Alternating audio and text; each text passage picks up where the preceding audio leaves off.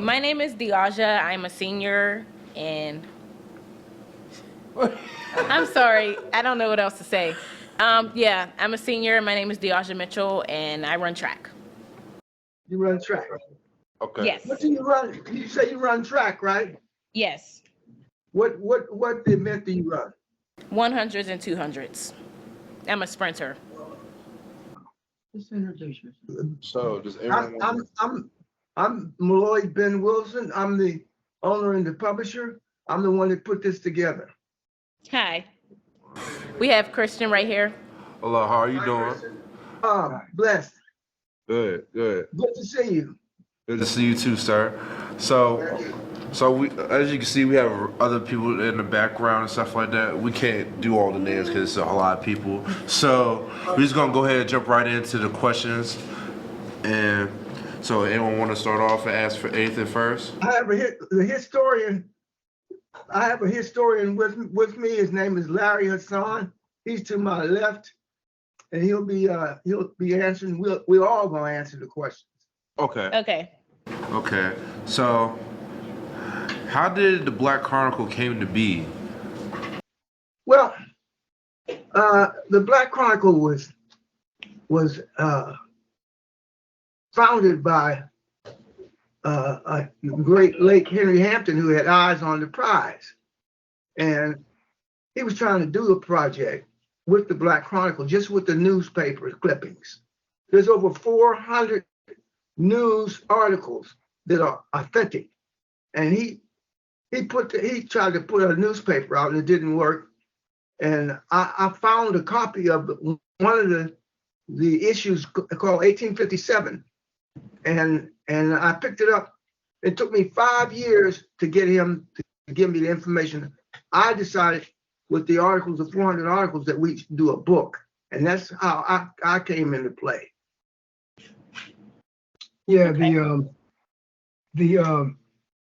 the original documents were in the form of newsletters, and they were made specifically for a church organization to allow students to learn Black history in a more in a better way, In an effective way. a very effective way. And so they produced like a newspaper, 4-page newspaper. So it's like you're reading Black history, you're reading actually current event of Black history. So it's like taking you back to the scene of the event, as if you were reading a daily newspaper. And it turned out to be a magnificent project. It worked very, very well. I every day, you just don't know. Every day for 5 years, every time he'd say, "Call me back," I'd call him. And on the beginning of the 5th year, I said, "I'm not calling you anymore." And one day after the 5th year, one day early in the morning, Black Chronicle was on my mind all day long, and I called Henry. Something said, "Call Henry." I called him up about 7 o'clock that evening, and he said, "I've been looking for you. I want you to. I'm gonna send you everything you need to put the Black Chronicle together." He said, "What are you gonna do with it?" I said, "I'm gonna make a book out of it." And that's how the Black Chronicle came to pass to become a book. That's what happened. Do, do you have a favorite article in the book? Oh yeah, everybody has to like this article. It's Emmett Till. Emmett Till. I'm sure everybody heard at this time heard about Emmett Till, Mm-hmm. and that's my favorite story in there. And Christmas Addicts is another one. But Emmett Till is my favorite book on that. Hi, my name is Tavon. I don't know if you can see me. Yeah. How long did it take to create the Black Chronicle? Well, it took 5 years, of course, for me to get it, and it took me about 30 days to put the book together. It really took me a while, and I remember the day that I put it together.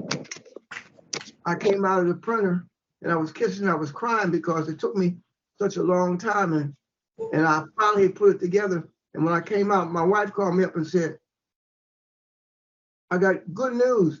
I told her I got good news. The Black Chronicle is done. We're getting ready to launch this. And she said, I got bad news. The day that I had it printed, she said Henry Hampton had died. The gentleman who gave me the information, he died on the day that I put it out. And that's what it took me 5 years and some days.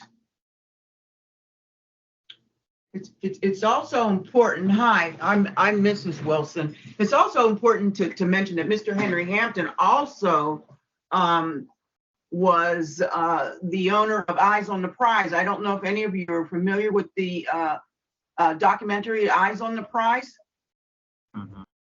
So I just wanted to say that was very important to Mr. Henry Hampton when he had produced that documentary. Hi, I'm Chris. What were the obstacles in their getting the book together? Oh, there wasn't too much of an obstacle to put it together, but there was, after I put it together, people claiming that it belonged to them, and the book, to show you how people are, they were saying my aunt had the book. Well, I'm the one that put the book together. There was no such thing as Black Chronicle book. If you want to see the Black Chronicle, we are blackchroniclebook.com. That's where you can find us. And there was no such thing as a Black Chronicle book until I came along. If I wouldn't have got, if my premonitions weren't haunting me on that date that I was bugged out by the Black Chronicle, we would never hear about it, because there wouldn't have been a Black Chronicle, because the day that I talked to him, he was going to throw the books away, the articles. He was done with it. And when I did it, he died. The obstacle was that he left too soon. So hi, I'm David. I'm wondering, was there any outside opposition to the Black Chronicles being put together? You mean like, well, in putting it together, people, it wasn't an obstacle putting it together. It was more or less an obstacle after it was put together. People claiming that their grandmother had it, that it belonged to them. One gentleman named Robert Miller, he claimed it was his. So we had people who were claiming something that hadn't even taken place. The book, I put the book together. When you hear Black Chronicle, the book, and you see those articles, they belong to them. I put them together. The articles, 400 different articles, anybody can get them. You can go to the library and get them, but it takes a long time. The format is what is hard to do, the format. What do you think about African Americans' position in America now, and how do you think it should change? Well,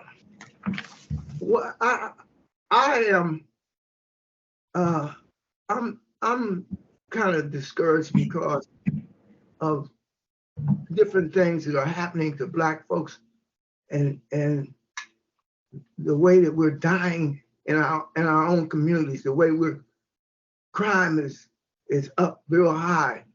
17, 18 years old young men are dying at the hands of the guns that are in the community. It's easier to get a gun than to get a drink of water. Or the Black Chronicle.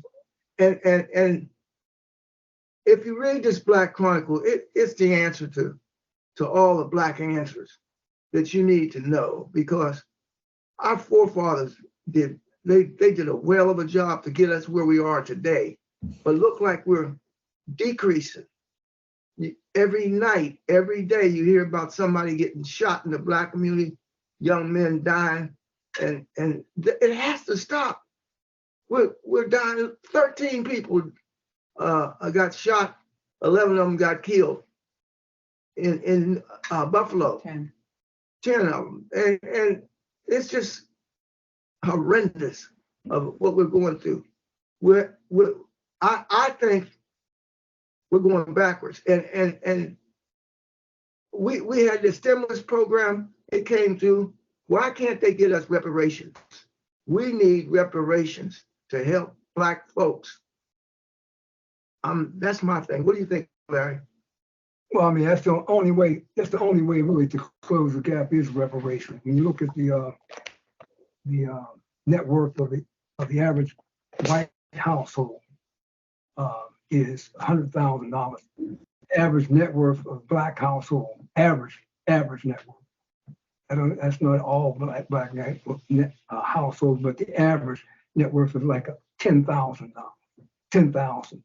So the Constitution had designated, in the original writing of the Constitution, African Americans, Black people, 3/5 of a person. Yeah. Now, if you look at economically, from the ratio of net worth, we are 1/10 of a white household. So it looks like we're going backwards. But reparations must be given to African Americans. On the Barack Obama administration, the Congress and the Senate both apologized for 400 years of injustice against Black people and Jim Crowism and continuing injustices that we face under the violation of 13th, 14th, and 15th Amendment. Yeah. They apologize. Congress Lady Sheila Jackson Lee is heading the reparations movement that was put forth by John Conyers, and recently 200 Congress people signed on to have a vote on the reparations on the floor. Right. So we're getting closer and closer to that day when we can remedy this situation and make life for Black people the way it should be in this country. Good, Larry. Great. Okay, so the first question is two-part. Do you think the Black Chronicle is being talked about enough today? What about it, Larry? Black Chronicle is in the news. I mean, it's definitely in the news. Black Chronicle means time, the times of Black people. I mean, the times of Black people in this country really was the foundation of this country. We look at the wealth that was extracted, the free labor that this country got from slave labor is what built this country. It provided the wealth. It gave United States of America the capital to make this country the great economic power that it is with only 240 something years. This came from Black labor and ingenuity that made this happen. And so we got, in the last 14 years, we got Obama presidency. We've had apology from the Senate and the Congress under the Obama administration. During the Obama administration, we have the reparations movement going. We're talking about the George Floyd incident, Black Lives Matter, and it's all, and recently the 400-year commemoration of the first slave ship that came here in 1619. So right. Black Chronicle, the times of Black people, is in the news. It's all around us, and it's giving us a message that we have to resolve this issue, because when you talk about to take a man or woman is born to be free and bring them down to slavery, to sell a man or woman as merchandise, on their bodies put a price. This is one of the most egregious sins that's ever committed Right. in the history of humanity. There was one congressman that said that slavery was a necessary evil. So if it was a necessary evil, that means the United States of America must pay for that evil. Well, as you know, based on what you said and stuff about kind of like the failures of the U.S. system, do you believe that African Americans were standing for something greater by serving their country in the Civil War, World War I, or World War II, or even Korean War, Vietnam War, or even all minorities in that instance? Well, let me just enlighten you. I spent 5 years in the service, and I can tell you this: there's racism in the service, thick. I mean, it's tough.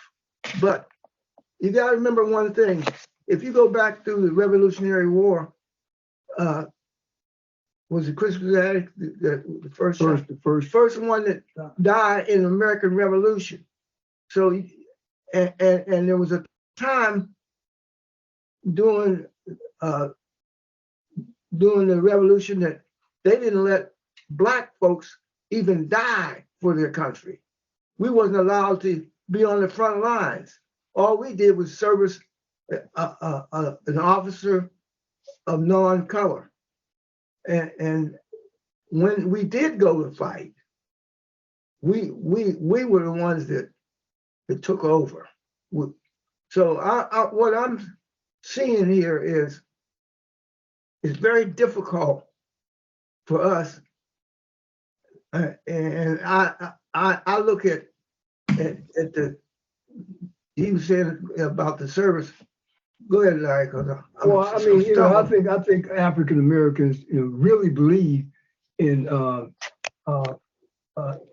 liberty and justice for all. Oh, yeah. It's in the heart of African Americans. In fact, really, African Americans have always been loyal to the United States, and, irregardless of how we've been treated, for 400 years, we still believe in this country and the true ideals of what America stands for. So I think when most of the African American soldiers went into, they believe in the ideals of America. In the Revolutionary War, the aristocratic whites who owned slaves had sent their slaves, and they didn't want to fight. They didn't want to fight in the war. So they sent their slaves to fight. The slaves went in the war to fighting for freedom. That's the reason they went into the war. So when African Americans go into war, they're going to fight for freedom for not only themselves, but freedom for people all over the world. And that is the reason why they're going into these wars. But another point is, during the Civil War, there was 178,000 Black soldiers in the Civil War, fought in 400 battles. 400 battles. 40 major battles, and turned the tide of the war and won that war. So African Americans actually won freedom for themselves and actually saved it. If it wasn't for that, so you look at two wars, the Revolutionary War. If the Black soldiers don't participate, we might be owned by Great Britain today. In the Civil War, if the Black soldiers don't participate, it won't be a United States. It won't be a United States of America today. Why is African American history changed in textbooks? You said, why have they changed? Yeah, why have they changed it in textbooks in school? Get that out. Well, I say, look here. First of all, the true and complete history of African Americans' involvement in this country still hasn't been told. That's why we're here today talking about the Black Chronicle. Yes, because the history hasn't been told. When I was in high school, your age in high school as a senior, my teacher asked us who was the first person to die in the Revolutionary War. And I had read a black historian by the name of J.A. Rogers, who had articles in the Pittsburgh Courier every week. Every single And one. I found out that Crispus Attucks was the first. And I said, Crispus Attucks, did you know that nobody in my class, nobody in the school, whole school even knew about this? Yeah. It's the same thing today. There's so much about Black history that's not being taught, is the reason why we need Black Chronicle today. Yeah, Black Chronicle. Yeah. It tells you what you need to know. It's the answer to all the questions. It's the answer. So what I'm saying to you is, the more you read about out of the Black Chronicle, the more you'll know. I'm appalled. When I was in high school, they didn't teach we got no Black history, nothing. Not even the Crispus Attucks, Emmett Till, none of that. So you're fortunate to get the Black Chronicle. By the time in the next printing that I make on this Black Chronicle, I'm going to print 1 million books so it can get in the hands of everybody who wants the Black Chronicle. Could you talk about your relationship with August Wilson and how you were able to contact him? Oh, okay. I grew up in the Hill District in Pittsburgh, Pennsylvania, in the Hill District. There were two parts to the Hill District. There was the upper part and there was the lower part. If you lived in the upper part, that was the elite. That was Black people who had decent jobs and had education, that did 4 years, and they called them the upper part of the Hill District. The lower part was where poverty was stricken. People they had bars down there. They were drinking. They were gambling. The number racket was going pretty strong. So August lived in the lower part. I lived in the upper part. After I did my hitch in the service, I came out. I was a writer for the Courier, the Pittsburgh Courier, which was our only Black newspaper. It was one of the biggest across this nation.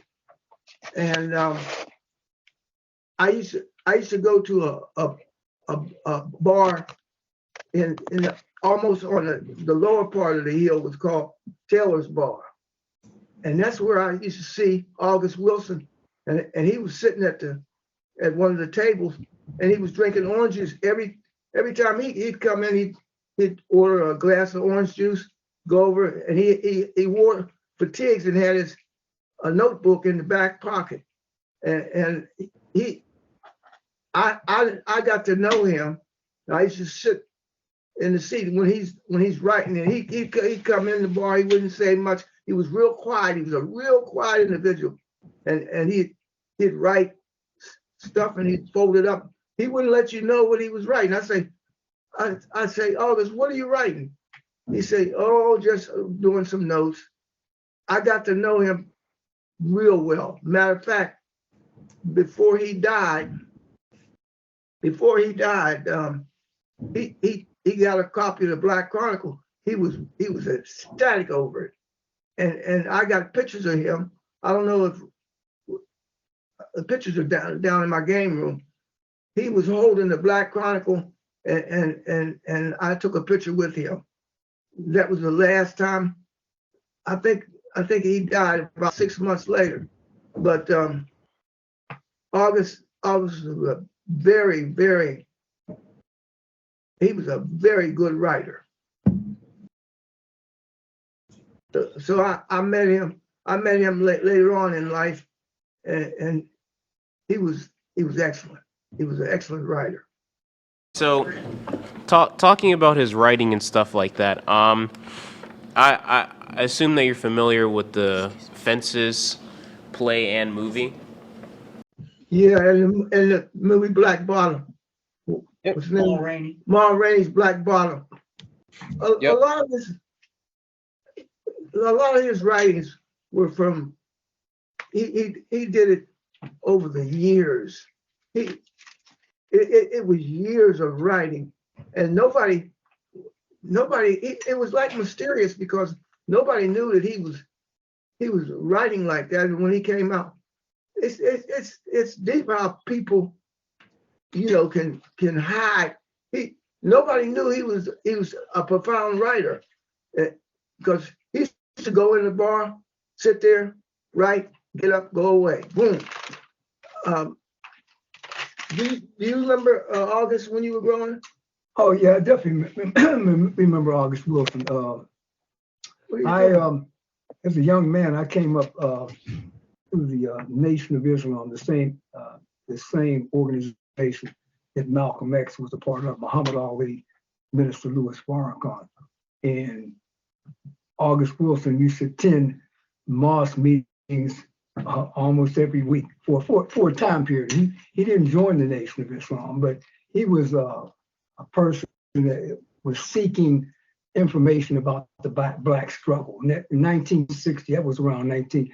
I think he was all product of that 1968 revolution when Martin Luther King got assassinated, and black people all over the country, kind of like was up in arms and trying to change the situation around. But I remember him coming out to the mosque many times, and I used to see him in my travels in the Hill District. I used to see him all the time, at Eddie's restaurant in the Hill District. He'd have that pencil in his ear, and he had a clipboard. And that's every time you see him, he had a pencil in his ear And a note and a clipboard, and he was notebook. walking around, yeah. And he would see people coming in Eddie's restaurant, and he would be creating this character. It was amazing. That's all he did. I didn't see him doing anything else. He was kind of quiet. He was a quiet individual, and I was shocked that he got as big as he did. They all over this country. When he died, they had dignitary. They said I was a dignitary, my wife and I, and he died, and his body was celebrated at the Soldier and Sailor Memorial. They put his casket on the stage, and Wynton Marsalis blew the trumpet into his casket, and Patrice Patricia Rashad, which is she gave the eulogy for him. He was huge. And so what I tell you as a young man and a young lady, there's no limit to where you can go in this country. Even though with all the problems that we have, you can still succeed in this country. This country has a lot to be thankful for. We can still push forward and move on. I just encourage you guys to do your very best. And if you have a project that you're doing, keep it going, regardless of what happens. Keep pushing on. You can make it. And August Wilson, well, his name was August. Let's see, I got it. His birth name. His birth name, Frederick. August Frederick. It was Oh Frederick. yeah, it was Frederick August Kittle. He changed his name for his mother's sake. That's the only reason why he changed his name. His mother was Kittle. No, his mother was Daisy Wilson, and he changed his name for his mother. That's what I see. To kind of continue on like the theme of August Wilson, is there any other like playwright or writer in general that could match up to August Wilson, or is he number one for you guys? Oh, without a shadow of a doubt, I think he was one of the best writers that ever come in this century. Because look at all the movies that he had made, all the plays that he put on. He won many awards for that. And that's why I tell young folks, what you're doing right now is key for Black folks and young folks. I'm not just saying Black folks, I'm saying white and Black, but mainly I look at Black folks because it's kind of discouraging when you go in the lower part of the Hill District where we lived at. It was valuable. Black folks had homes that were run down, but the property was valued. And so what I'm saying to you is that we gotta hold our own. We gotta keep pushing. When I look at you guys and see you, just like what you're doing right now, it's gonna mean something in the future. And for August Wilson, it meant something. He had a goal. He had a mission. He was on a mission, and he completed his mission, and then he went on home. So I believe that we all can do this. The Black Chronicle going to stand for the rest of my life. I'm pushing for the Black Chronicle across this nation. Yeah, and in answer to that question too, there was another great playwright in Pittsburgh called Rob Penny. Rob Penny. Rob Penny was August Wilson's mentor. Mentor. That's how he learned. That's how he learned. Yeah, Rob yeah, Penny. yeah. I knew Rob Penny. Yeah. I remember when Rob Penny came, because I was big at the University of Pittsburgh. That's where my education stemmed from. Penn High School and the University of Pittsburgh. I played football there.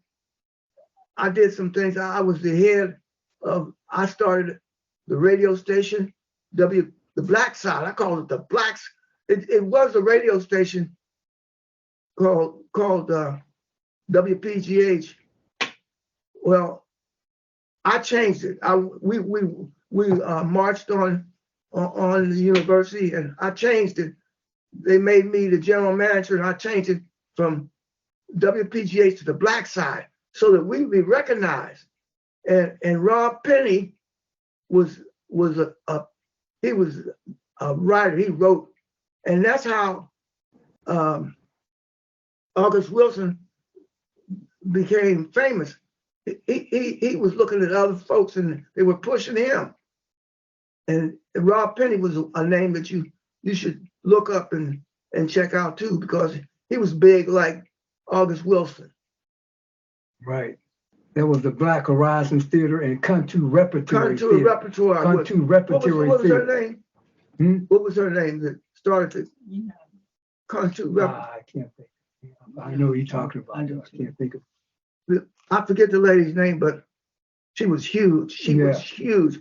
I used to go just to watch the dance group, the repertoire. Right. Country Repertoire Theater. Some of my friends were in it. Bob Johnson, big name, died. Oh, you can name them. Is there anything you can think of? Anything else? I think we pretty much covered that. Yeah. I mean, that was during the time. That was the era of the revolution. After 1968, Martin Luther King got assassinated. I mean, Black folks. You guys wasn't around. Most of you guys wasn't around. It was all about revolution at that time. You guys wasn't around in '68. I know that. But let me just say this. You're talking about. I was there. I knew when they came in and burned our community. We burnt down the buildings, were overtaken. I had a friend of mine had a clothing business. We had signs on the door saying, "We're a Black-owned business. Don't burn us." They were 68 was. You just have to know people were going to stores, looting, rioting, and it was. I saw a guy go in the store, come back out with half a cow on his shoulder.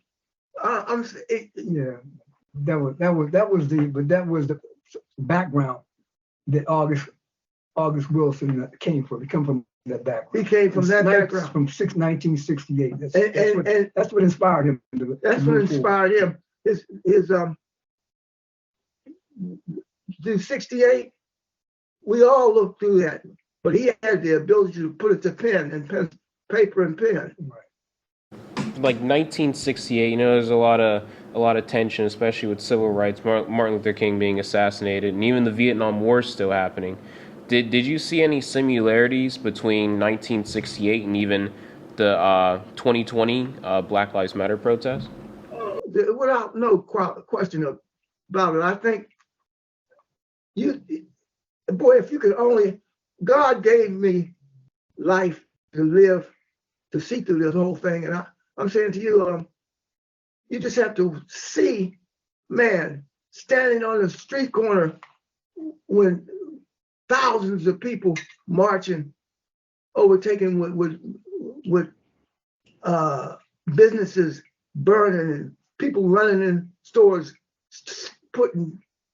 having boxes of shoes in their hands, running out the store, Molotov cocktails being thrown through the windows of the businesses, and the police and the National Guard came in with the guns loaded, and you had to walk through that. I see it now. It had a profound effect on where we're at right now. You guys are the byproduct of what we went through, and it's the similarity is, look at how they're killing our young brothers. Floyd, it was a prime example. I said to myself, when I saw that, and they stepped on his neck and killed him, and he was crying for his mother, I was saying, boy, is this not like 68 when they killed Martin Luther King? The killings have to stop. We have to stop the killings and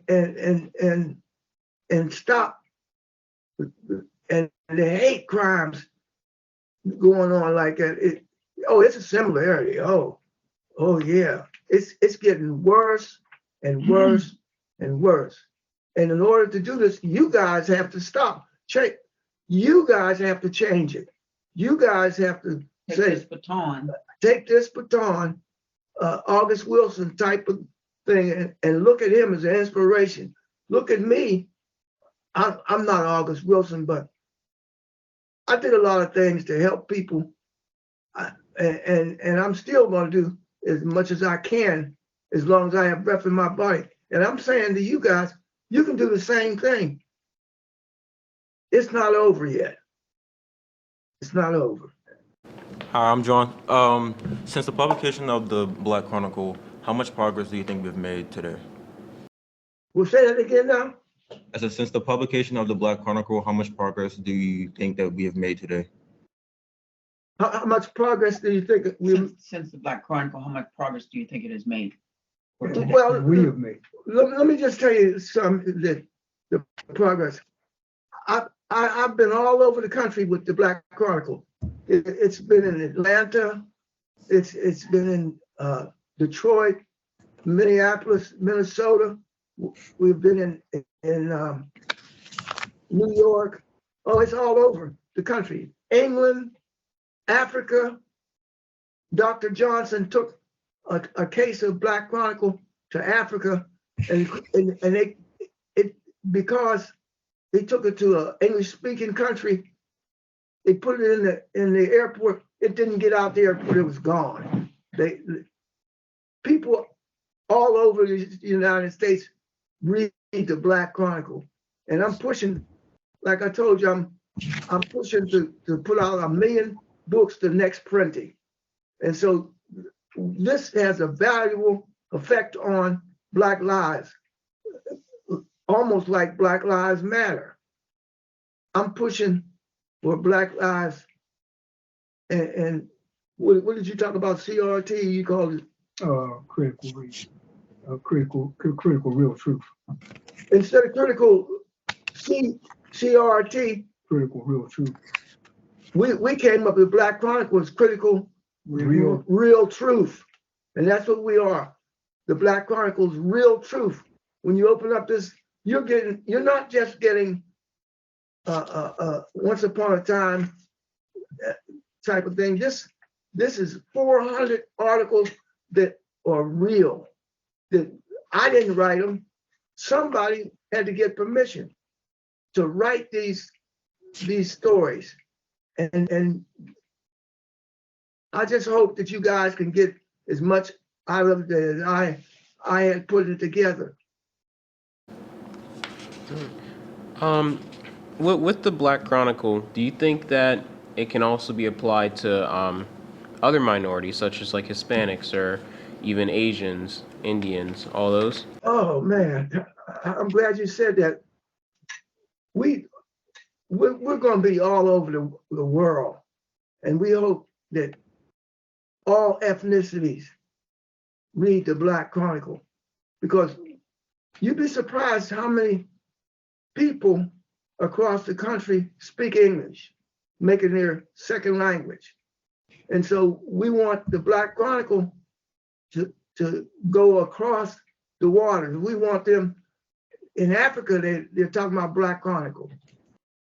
I've been on television at least 20 times. We've been on radio. Oh, remember, Larry? You can speak on that. Oh yeah, the Bev Smith Show, American Urban Radio Network, at least 20 times over a period of 12 years, and getting the message out. You know, this is really like, you know, way back in the day when Freedom Journal was put out years ago. I mean, way when it all started. Freedom Journal. His name was Russ Warren. Yeah, they started out with a 4-seater, and I think Henry Hampton modeled the Black Chronicle after Freedom Journal, the 4-seater. And it's making people aware. And what it did, it galvanized the Black community.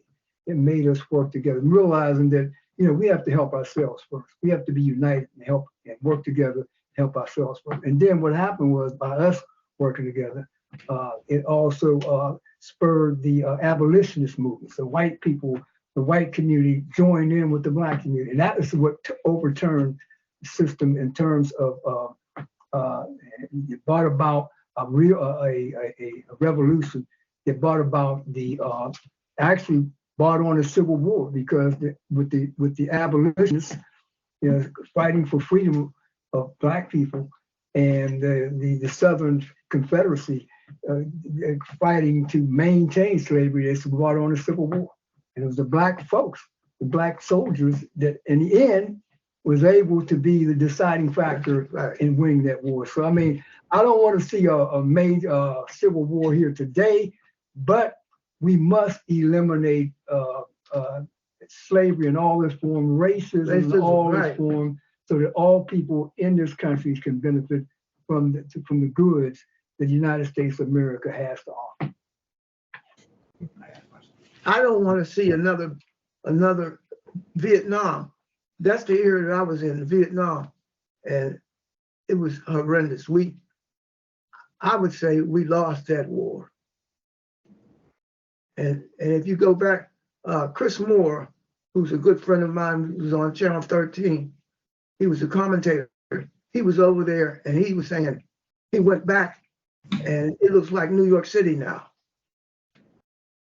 Just like Vietnam looked like what's happening over in Russia. Nice to meet you guys. My name is Richard. I got a question for you guys. Hello. Was there anything that you didn't include in the Chronicle that you wish you had after you published it? Oh yeah. Tulsa. Huh? Tulsa. Go ahead. Yeah, the Tulsa,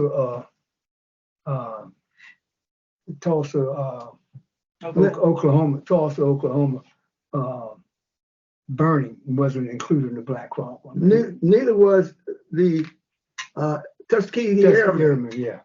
I really wished I would have did the Tuskegee Airmen, because that was if you saw the movie, that was one of the first reenactments of a war that was well put together. The Tuskegee Airmen they called them the Red Tails. they did a lot of killing. What war was that in? You remember? World War II. That was World War II. They called them the Red Tails. And I believe that if we don't be careful, we're going to be back in war again. Russia is threatening. I think we're going to have to do something about that. It's getting worse every day, every day. No, getting back on with the Tulsa, how the town was destroyed and stuff. When they erected the Civic Arena basically in the Hill District, did that displace, I guess, the African Americans that were in the Hill District, or did it kind of improve their lives, or was it more or less just like gentrification? Well, let me just say this. I remember as a kid, they called it the Lower Hill. I remember when it wasn't a civic arena. All that was down that area were houses and businesses. Jews controlled the stores. They used to have chickens on the outside. You can go down there and they would wring the chicken's neck and wrap it up in brown paper. I remember how the bus used to turn right there where Freedom's Corner was. It made a turn and went up all the way to Connolly Trade School. This all the way up Bedford Avenue. There's been a big change from the Civic Arena. They took the Civic Arena. We didn't participate. I remember distinctly that we had one event, the Black Solidarity Affair, down at the Civic Arena. In all of the years that the Civic Arena was there, we didn't have the participation that we should have, and they tore it down. And now they're gonna. We're done as far as black folks down there. They hoodwinked black folks out of their money, out of their houses, and now they took over again. We have to see that black folks is a part of what goes on in the community. That's why they call it Freedom Corner, because we marched on there. If it wasn't for us, there wouldn't have been a civic arena. If it wasn't for us, there wouldn't be, because black folks own the houses down there, and they gave them a little bit of money and took their houses and tore them down. And that property down there where the Civic Arena is the most valuable property in the city of Pittsburgh, in Pittsburgh, period. Because you can go Center Avenue, that's why they call it Center Avenue. You can go from any part of Pittsburgh by going the route of Center Avenue. Center Avenue goes all the way out by Wilkinsburg, go all the way out. Am I right or wrong? Right. So yeah, what you're saying is correct in terms of. Well, talking about Tulsa and Black Wall Street, the businesses and black folks, doing something for themselves, self-determination, not actually, relying on someone else to do something for them, pulling their resources, pulling their dollars, establish their own community. And black folks did this, since if white folks don't want us to live in their communities, then we build our own community, do something for it, and that's what we did. But then when black people built their own communities all over the United States, they came in with these development projects and came right through the black and tore down many Tulsas. Tulsa was the only one. There was a whole lot of them. They just wiped them out. They didn't maybe burn them down like they did in Tulsa, but they used the excuse of development, Right. modern development, to destroy a lot of Black communities, unfortunately. Going back to August Wilson, what was his childhood like? If you know about anything of his childhood before he became a poet or theater poet.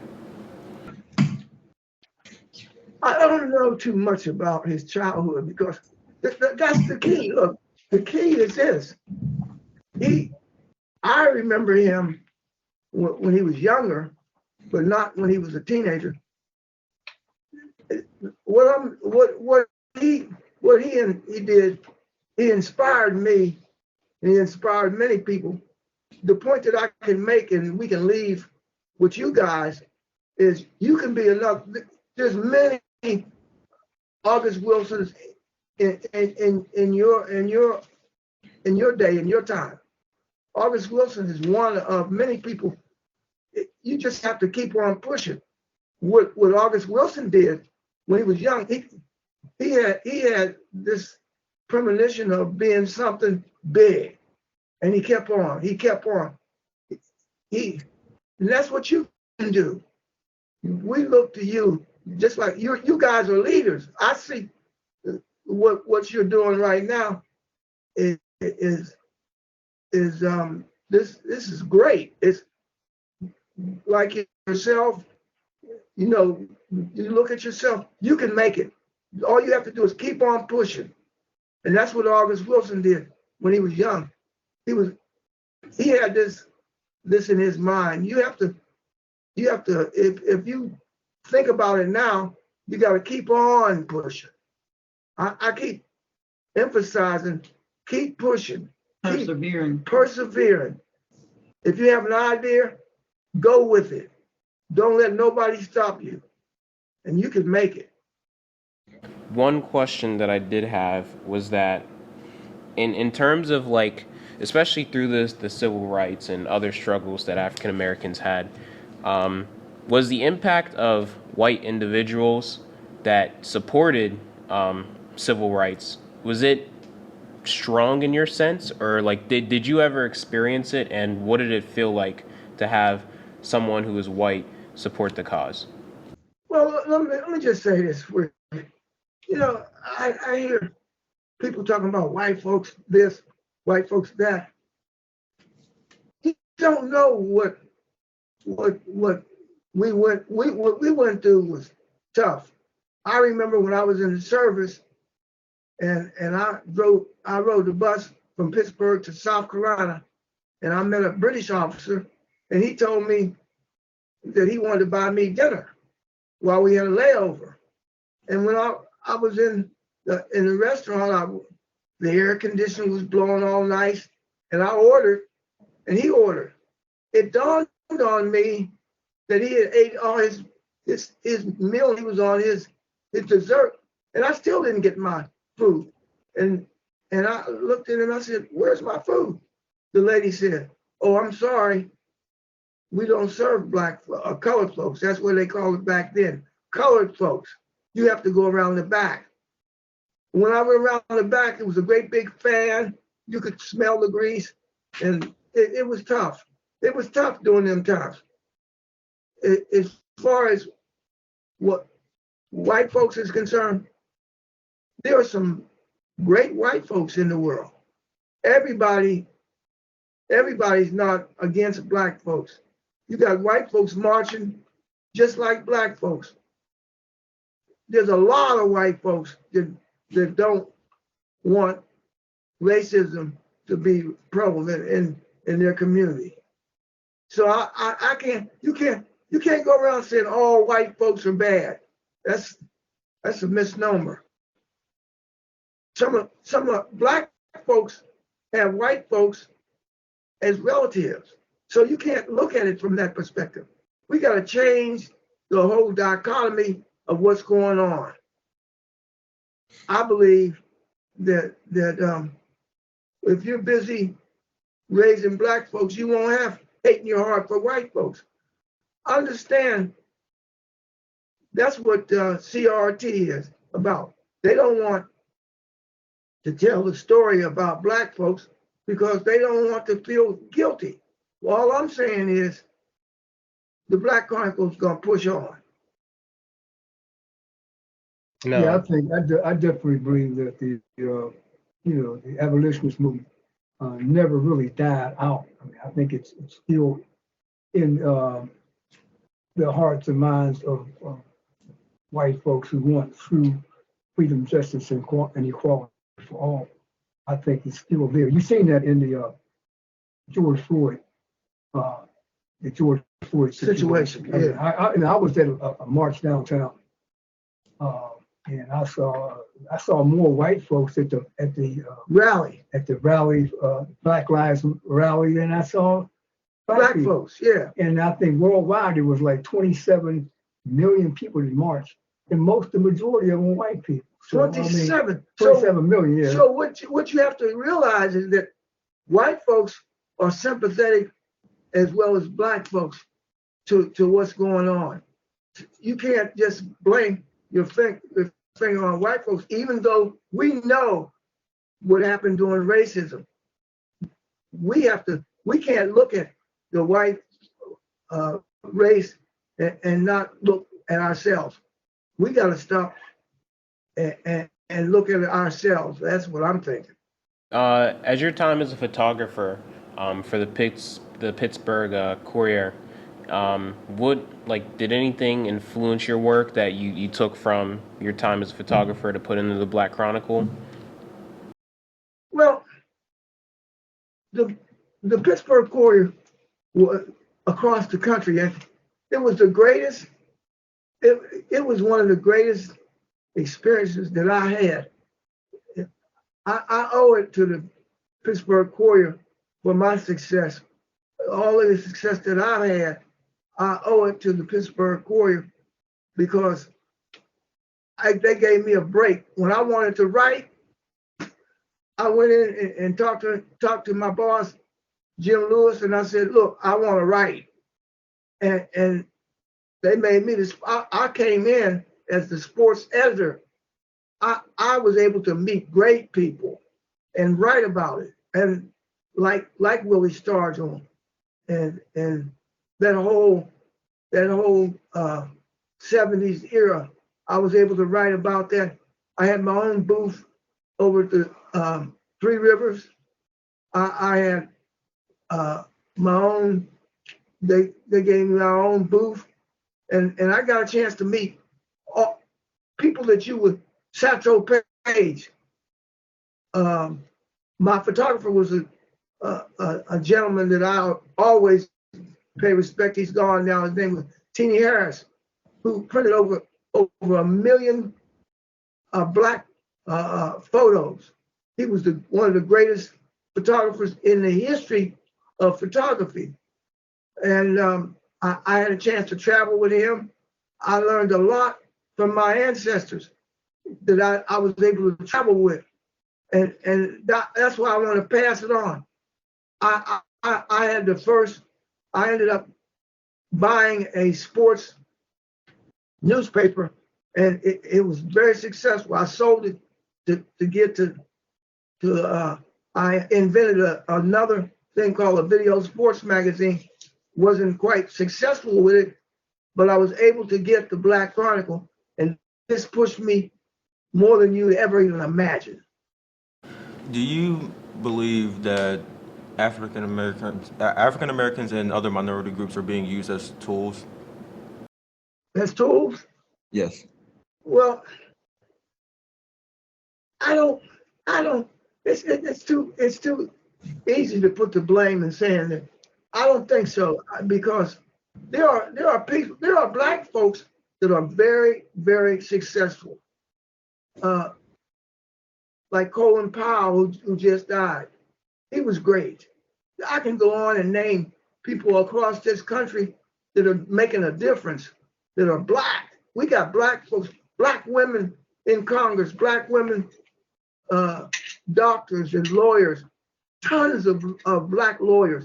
So we can't let white folks determine who we are. We have to determine for ourselves who we are. Now, I'm not going to blame white person because of what happened back then. We have to move on and do it for ourselves. That's one thing I don't understand. When we was marching and doing all these things, what I always ask Larry, what's next? What do we do next? Can you understand? Can you talk?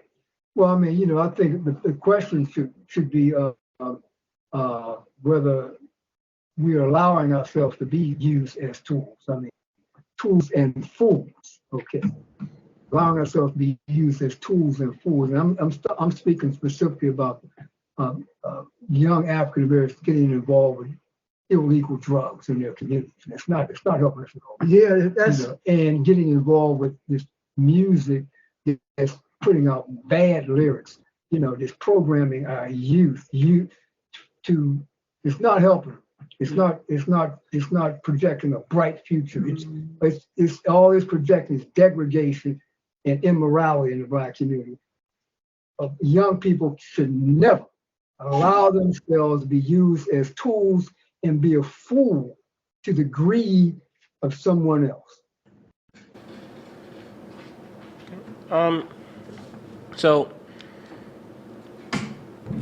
continuing on that topic, what kind of educational values that do you believe should be imperative in our education system? I believe in our educational system, we have to start when we're young, and they got to push education. The first thing that they have to do is teach how to read. Average person in the Black community can't read this day. That's horrendous. We have to read, teach our young children to read. As far as the language is concerned, if you look and see how many rappers, there's so many rappers.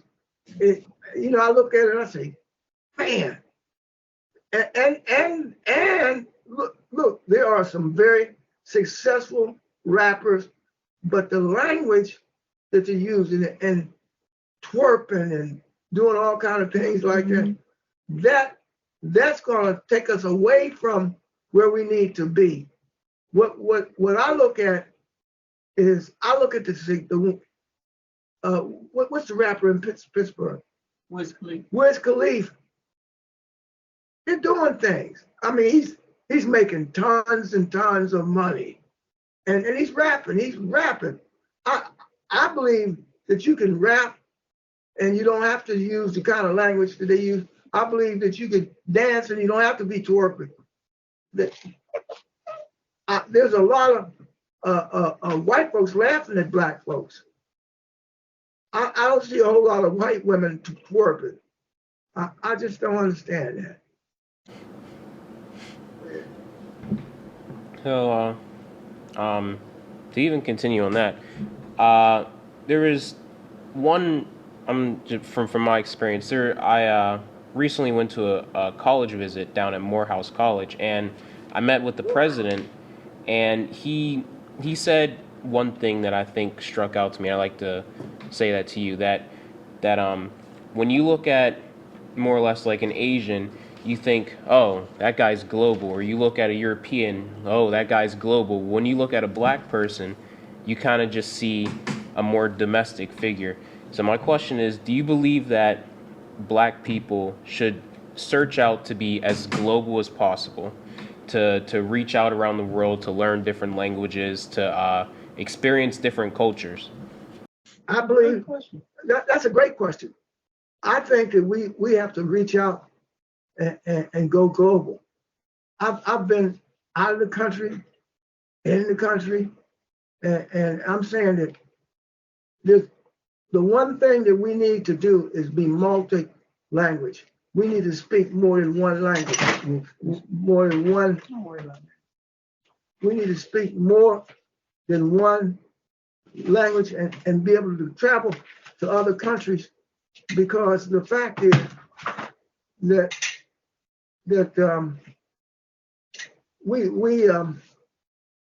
I look back on that, And I'm saying that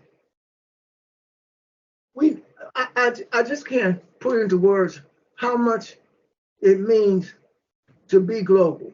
We have to be global because there are going to be times where you're going to need that language. Most of the Europeans that come over here or other people from other countries, they speak English. English is their second language. Puerto Ricans have Spanish and English.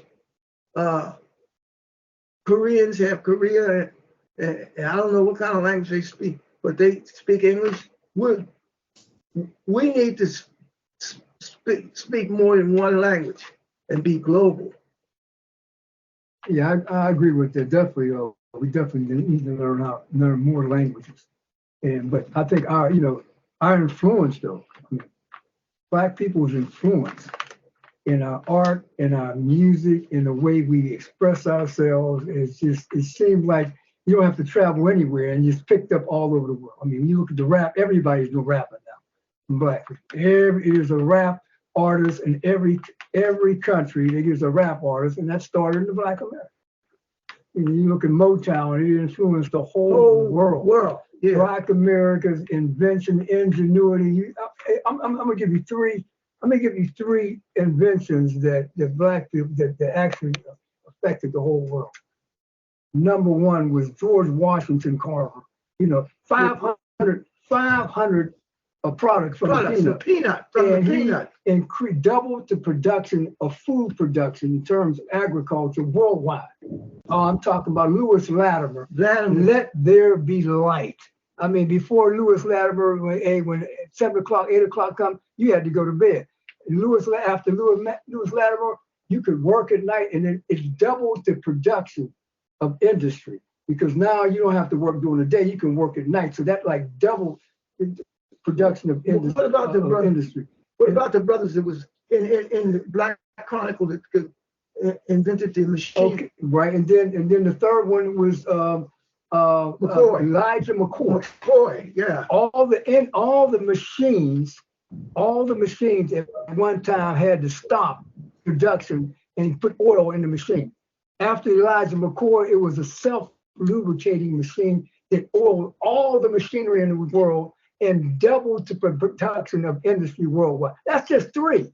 And there is many more inventions of Black that influenced the whole world. So we influence the world, but like you said, we have to communicate. And by communicating, it means we need to know more language. No doubt. I got a sheet when I was in Atlanta that had all the inventors. Just if you can, I'm going to send it with the Black Chronicle. I'm gonna have it where I'm printing all the inventors.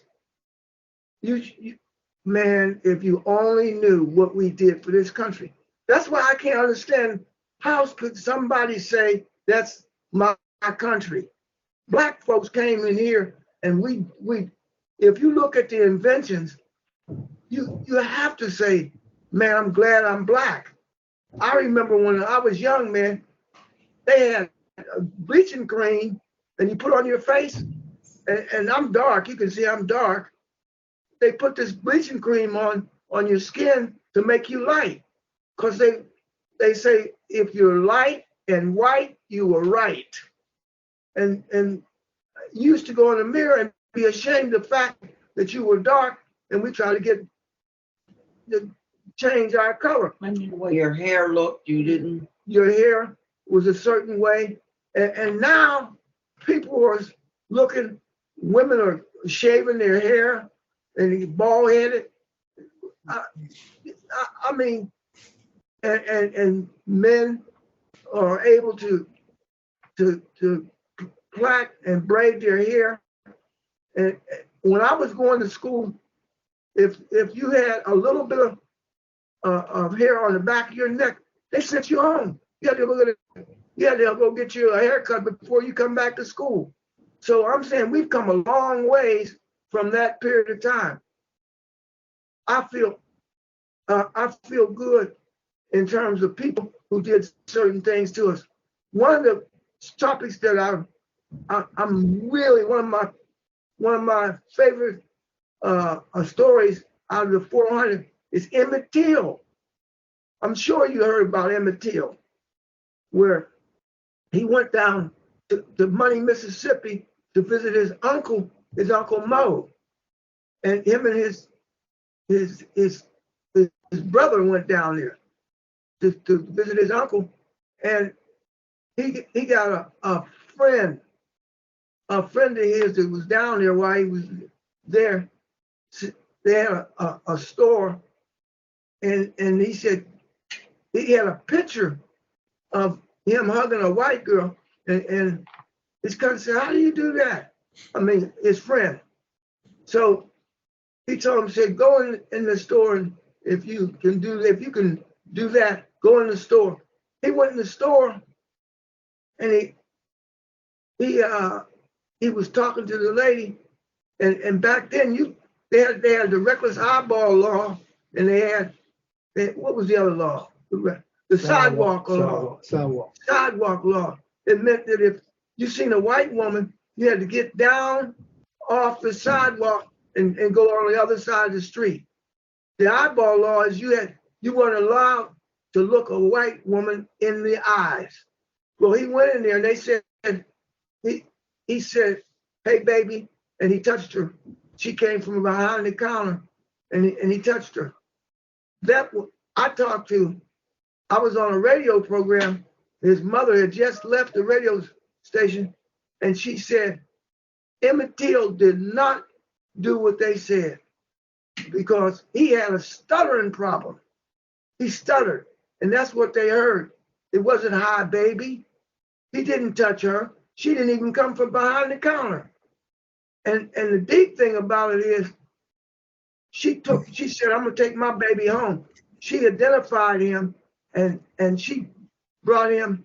I think he was from Chicago, wasn't he? Yeah. And she put it in. She buried her son. She buried him. Open casket. Open casket. They ripped his eye out. They tried to take his nose off. They shot a bullet through one side of his head and went to the other. They raped him.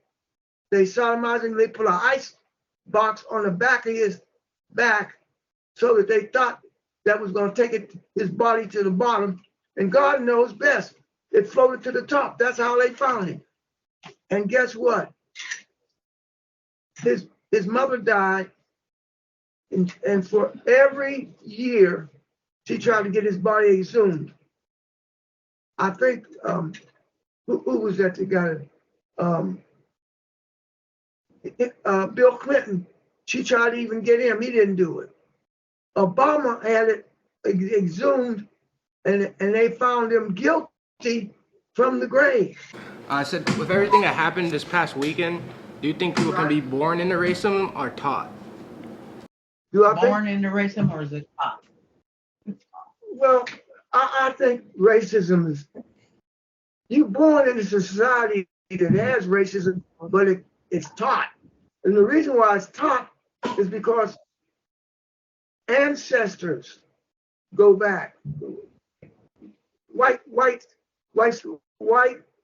people, they taught racism to their children. And I hate to say that, but that's what's going on. This Influencers. the influencer influenced this guy who killed 11 people, was it 10 people, and shot two or three other ones. He knew what he was doing. It was planned. He knew. That's what I'm saying. We got to be very vigilant. Because you got to be careful. Young buck out there, you got to be careful because walking the street is dangerous. It's a danger. That's why I say get as much education as you can so this thing that we're going through can stop. It has to stop. I don't know what else. I'm baffled as to what's going on. It's being taught. Oh, Oh, no doubt, it's being taught. You just don't wake up one morning, all of a sudden, you become a racist. It's being taught. So to his question, it's being taught. Is there anything else you'd like to say or like to add to have us know, especially for the future? I want to thank the teacher. What's his name? So Marin's, yeah. I want to thank you for putting this together. It helps me a lot. It makes me know that there's hope in the world. And I thank you. And I thank the Penn Hills. Penn Hills is a good school. Don't get me wrong. Penn Hills is a great school. I want to thank the superintendent and all the people who made this possible. Because guess what? Out of that crowd that's in your audience today, there's going to be another Emmett. There's going to be another August Wilson out of the crowd. So what you guys are doing is great, and I appreciate it. And thank you for like being the first school, actually our hometown here, to help us with supporting our goal here with the education of African American history, which of course is American history, and this is our goal across our country. That in spite of them trying not to allow African American history to be taught in our schools, you're allowing us with this platform to prove that it's needed, that it is needed, and that we're going to continue with the struggle to the next school district and the next school district across the country. So this here helps us to promote what Mr. Wilson, my husband, has had all along, was to move this and continue with education of American history. It is American history. And it is very valuable more now than ever through these critical times. And that, the truth be told, because we really have to be on top of things when, we are now experiencing these racist issues and, breeding the hate. That we're not about that. We're strictly about education and history. So thank you. And I thank the teacher. I'm going to say that again and say thank you for teaching our children what we need. So when you look up to, you guys should look to your teacher because he's doing a heck of a job. Thanks so much. What's his name in the front? Young man, his name? Braden. Braden? Yep, Braden Starver. Braden Starver. I'm going to remember that. Thanks so much. And you did a great job too. And success for you. I know you're going to be all right. I can tell you're going to be all right. I think any other questions, you know how to reach us on the website. I tell them thank you.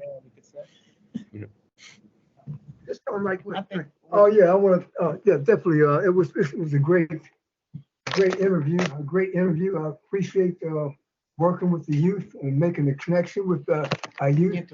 And I know we have a bright future.